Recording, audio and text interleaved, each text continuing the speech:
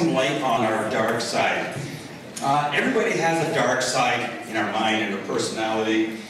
For some reason, we're very reluctant to look at it. And maybe one of the reasons is we think that that's where all those things that we're afraid of live. So we wonder what evil things may lurk in the dark side of our mind, the dark side of our personality. From my experience, what I found, there's no evil there. There's just a whole lot, a big accumulation of fears and insecurities.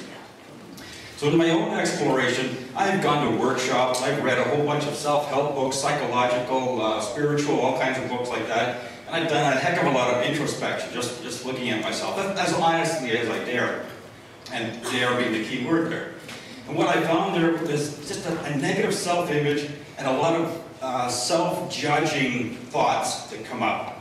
Guilt for no specific reason, feeling not good enough, shame and anxiety, again not pointed at anything in particular, just general. It feels very vulnerable to go there and to look at all these things that are uncomfortable. And it takes courage to do that. But I've found that daring to look at all that stuff is really very liberating. So it gives some freedom. So you want to know how to get in touch with your dark side?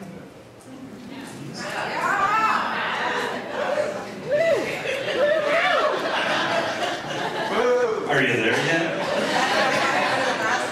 What do these people think about me? What's he going to say next? Oh, this is so embarrassing. All that kind of stuff, all those thoughts, sometimes just a brief period of silence is all it takes to bring all kinds of uncomfortable thoughts to mind. And that's all the dark side.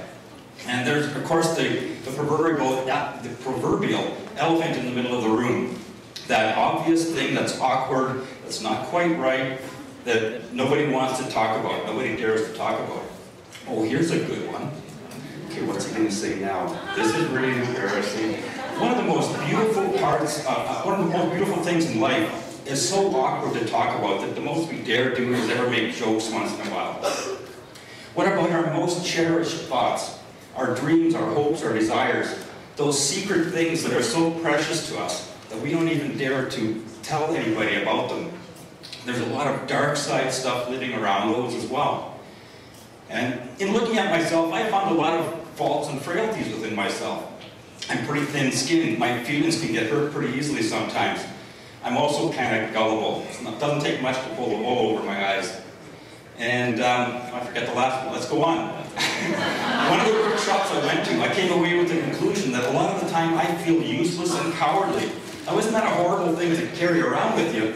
But when I realized that, that started to erode the power that that thought had over me, because now I was conscious of it. A lot of feelings of not being good enough, or comparing myself to other people. I don't have a great fitness sense. I'm not particularly athletic. Now you got all that motivated. So when these thoughts come up, what do? Put on a brave front.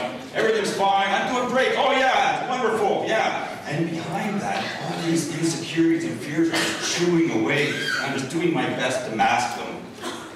So one thing I'm starting to learn is that I shouldn't believe everything I think. All these negative thoughts that come up, they're born out of fears, and most of them are basically just crap. They're just not true.